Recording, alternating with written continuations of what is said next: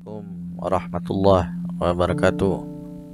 Ketemu lagi dengan Pandan Baiko Channel.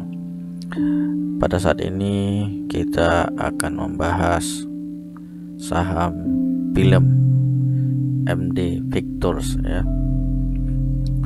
Ini saham telah IPO pada tahun 2018 akhir. Saat ini harganya 264. Bagaimana kewajaran harganya? Jadi sebelum membahas kinerja saham film ini, perlu saya jelaskan bahwa tidak ada maksud pom-pom atau maksud menebar ketakutan di kalangan investor, hanya sebagai sharing saja dari ilmu yang saya peroleh ya, ilmu yang saya ketahui, semoga menjadi amal bagi saya sendiri. Jadi saya sendiri tidak punya saham di film ini, karena pada saat saya membuat suatu pembahasan saham itu selalu diidentikan bila saya beri saham ini nilainya jelek, dibilang memberi fear atau ketakutan. Apabila saya bilang bagus, itu mengatakan pom-pom. Jadi tidak ada maksud seperti itu, hanya sekedar sharing, berbagi ilmu ya. Jikalau tidak cocok ya silakan ditinggalkan, nggak usah ditonton. Jika kita sependapat ya silakan diperdalam lagi, dibaca lagi laporan keuangannya. Jika ada komentar silakan di kolom komentar, jangan menghujat, tidak ada unsur sara. Kemudian jika ingin terus memantau dari channel ini, silakan di subscribe, bisa juga di like. Jadi lanjut saja ya. Harga saat ini itu 264 rupiah. Apakah harga ini sudah mahal atau termasuk murah? Jadi tahap-tahapnya saya jelaskan dulu ya, bagaimana menilai kewajaran suatu harga. Kalau kita lihat di sini jumlah sahamnya 9,36 miliar lembar saham dengan market capital 2,47 triliun rupiah. Nanti dapat kita lihat di selanjutnya, di slide selanjutnya, ekuitas itu pada saat ini ya 1,345 triliun dengan price book value itu sekitar 1,84. Jadi kalau kita lihat nanti di laporan keuangannya pada tahun 2020 laba per sahamnya minus. Jadi di sini saya tidak bisa menggunakan laba per saham pada tahun 2020 karena saat 2020 kondisi belum normal. Walaupun ada beberapa perusahaan yang masih eksis, tapi saya memberi penilaian, silakan Anda memberi penilaian juga. Pada tahun 2020 ini ada pengecualian, maka saya menggunakan laba per saham tahun 2019 dengan laba per saham 6,41 per lembar saham. Jadi pada laba per saham 6,41 dengan harga Rp264 per lembar. Kalau kita bagi itu pernya Rp41,25, 41,25. Jadi per di atas 15 ya bagi perusahaan yang biasa-biasa saja. Kalau menurut Ben Graham atau juga Peter Lynch itu sudah mahal, kecuali dia sudah memiliki mod yang tinggi atau sudah terkenal lah, paling tidak itu bisa sampai 20. Jadi harga wajarnya dengan pertimbangan back value 1,8, kita anggap ini wajar 1,8 karena dia MD Pictures ini film ya sudah memiliki nama yang cukup bagus. Nah, jadi wajar juga bila dia lebih dari book value-nya dinilai, karena pada saat ini film-filmnya juga cukup laris di kalangan anak-anak muda ya.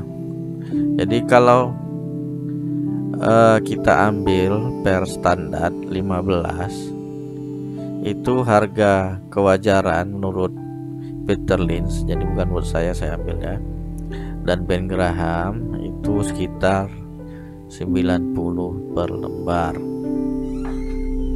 sekitar seginilah 90. Jadi pada saat ini dibandingkan dengan nilai Rp264, ini sudah over value atau sudah terlalu mahal. Bagaimana kita menjelaskannya? Nanti kita jelaskan di bawah. Jadi slide ini kita beri nama analisa saham film. Saat ini kondisinya masih horor. Kenapa horor? Karena masih mencekam, menakutkan labanya. Oke, kita lihat kepemilikan saham. Nah, pada kuartal ketiga 2020 itu terjadi pembelian saham kembali, buyback sampai tanggal 30 September. Ini pembelian kembali saham sekitar 24 miliar dengan jumlah 146 juta lembar saham. Jadi sudah cukup baik kalau kita lihat etikat dari manajemen film ini di saat kondisi yang tidak menguntungkan, kondisi dunia corona. Mereka bersedia buyback saham sehingga kepemilikan sahamnya itu nanti menjadi berkurang dari 100%-nya 9,511 miliar menjadi 9,364. Jadi ada saham Treasure itu 146,9 juta lembar. Dan di sini juga dapat kita lihat manajemen juga turut berpartisipasi membeli saham film. Artinya dia cukup yakin ya dengan perusahaannya sendiri. Ini kepemilikan tahun 2019. Dari segi manajemen cukup baik ya dari mengelola saham ini, harga saham ya. Kemudian ada di sini penjualan, laba bruto dan laba usaha. Jadi di garis ini ada garis setelah IPO. Di 2019 itu setelah IPO. Kalau kita lihat di sini dalam satuan miliar, pada tahun 2017 dia melakukan penjualan film melakukan penjualan 153,7 miliar rupiah. 2018 naik jadi 294 miliar rupiah. Hingga saat ini terjadi penurunan. Jadi ini yang dibilang horor. Penjualannya menurun tahun 2019 menjadi 250 miliar. Kuartal ketiga 2020 hanya 84 miliar. Ini karena kondisi tidak stabil karena corona ya. Kalau yang merah ini adalah beban pokoknya. Jadi kalau kita lihat beban pokoknya meningkat ya. Ini merah, ini beban pokoknya meningkat. Kemudian tetapi laba brutonya menurun. Kalau kita lihat laba usahanya meningkat sampai 2018. 2019 menurun menjadi 60 miliar. Tahun 2020 kuartal 3 itu rugi hingga minus 54 miliar. Nanti kenapa dia rugi kita bahas, ada penjelasannya. Nah, kalau kita lihat penjualan dari 2018 sampai 2020, terbesar itu karena penjualan di layar lebar. Layar lebar ini seperti di bioskop.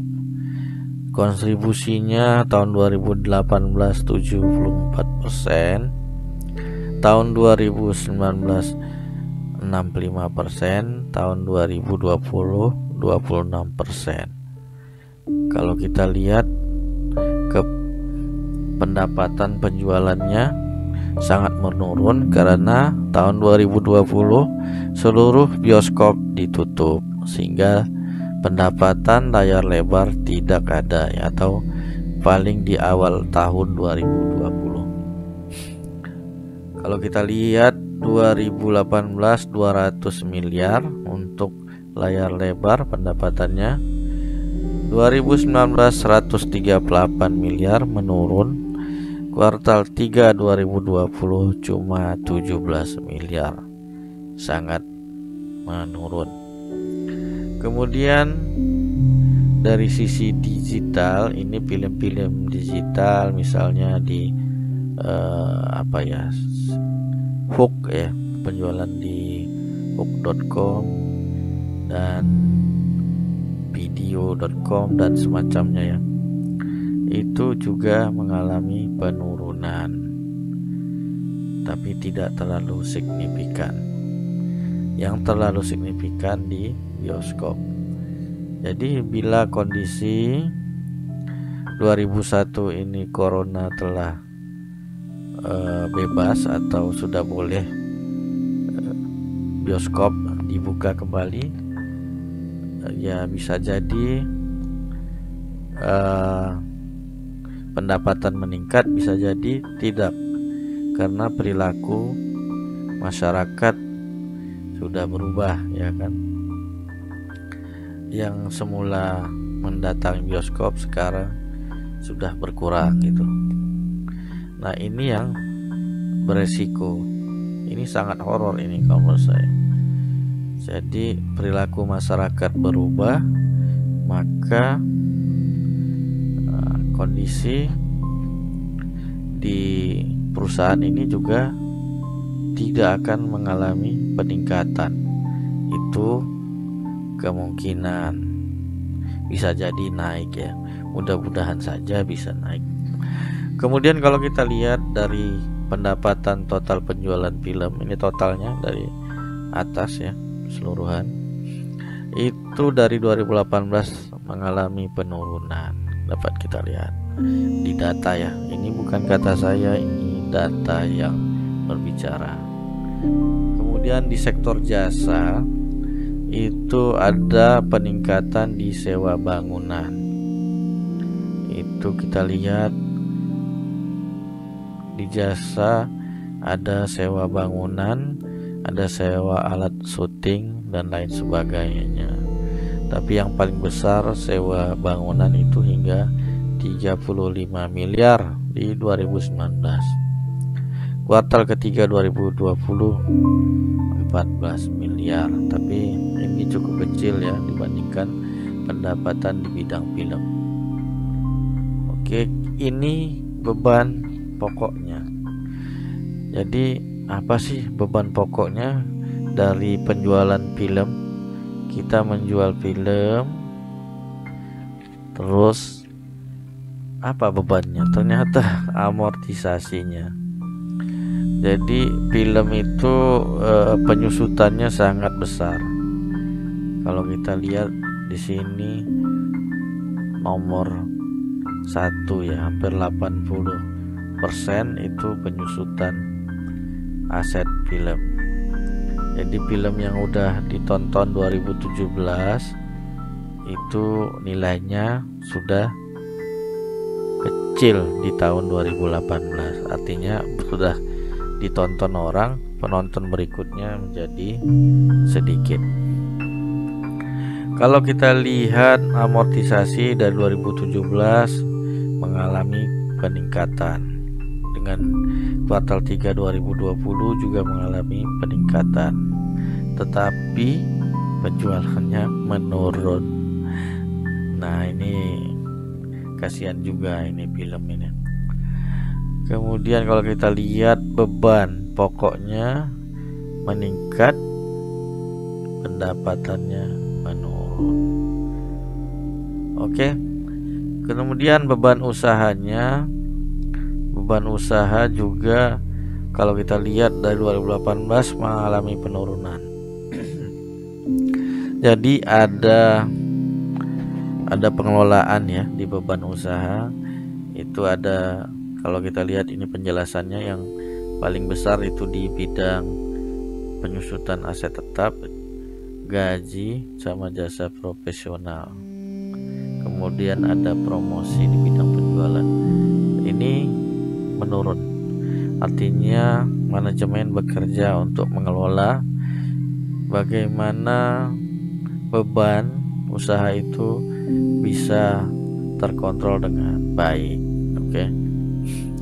Kemudian persentase bebannya dan seperti jelaskan tadi, dari 2017 amortisasi aset film yang terbesar itu bebannya 30%. 2018 21%, 2019 37%, 2020 kuartal 3 85%. Oke, jadi total beban pokok itu sebenarnya dari 2017 sampai 2019 ini sudah cukup baik. Hanya di 2020 ini karena situasi corona. Jadi kalau kita lihat margin labanya 58% ya tahun 2019 yang terakhir. Ini margin laba sudah sangat bagus. Artinya kalau kita punya uang 10.000 itu bisa mendapatkan 58%-nya atau jadi 15.000. Itu masih gross ya, dikurangi. Nah, ini beban usaha 33%. Jadi margin laba usaha 24% terakhir ya. Kalau margin laba usaha 24% ini sudah bagus perusahaan ini. Jadi kalau back value-nya dibayar di atas 1 itu sudah wajar, karena susah mendapatkan margin laba yang besar. Hanya saja beresiko karena perilaku masyarakat apakah berubah setelah masa corona ini atau kembali lagi seperti sebelum masa corona.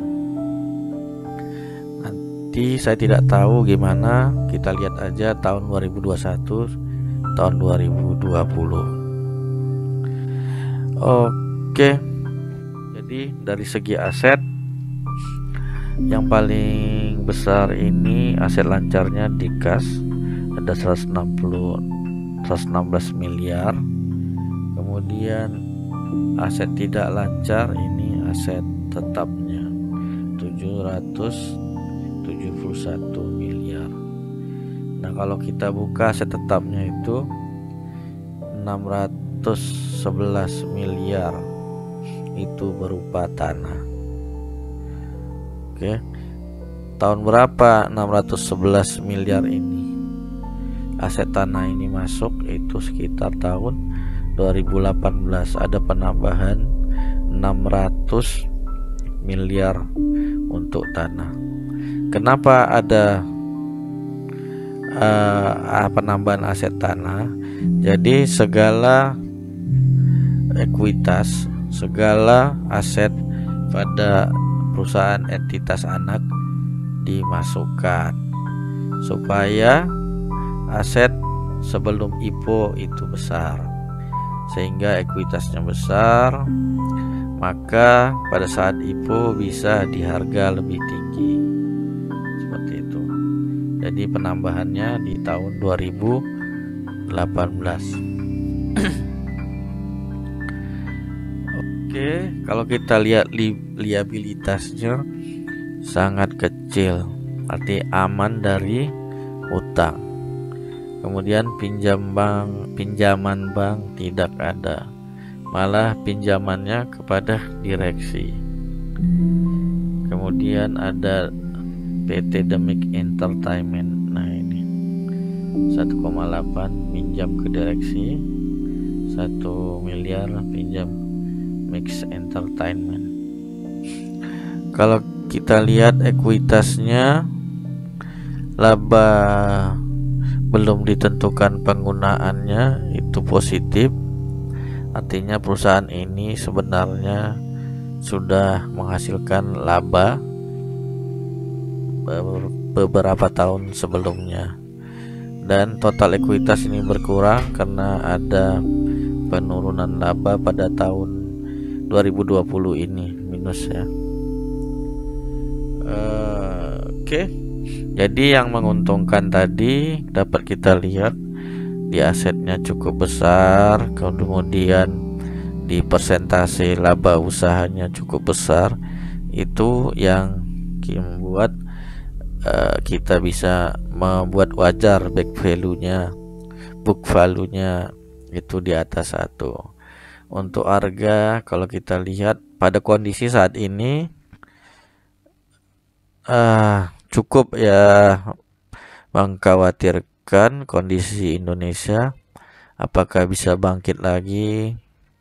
Kondisi perfilman kita nggak bertahu, jadi resikonya di situ cukup besar. Makanya saya memberi harga wajarnya cukup kecil, karena resikonya untuk naik kembali itu agak susah ya. Oke, sekian dan terima kasih. Jika ada kritik, saran, pendapat silakan. Mohon maaf jika ada perkataan yang salah. Assalamualaikum warahmatullahi wabarakatuh.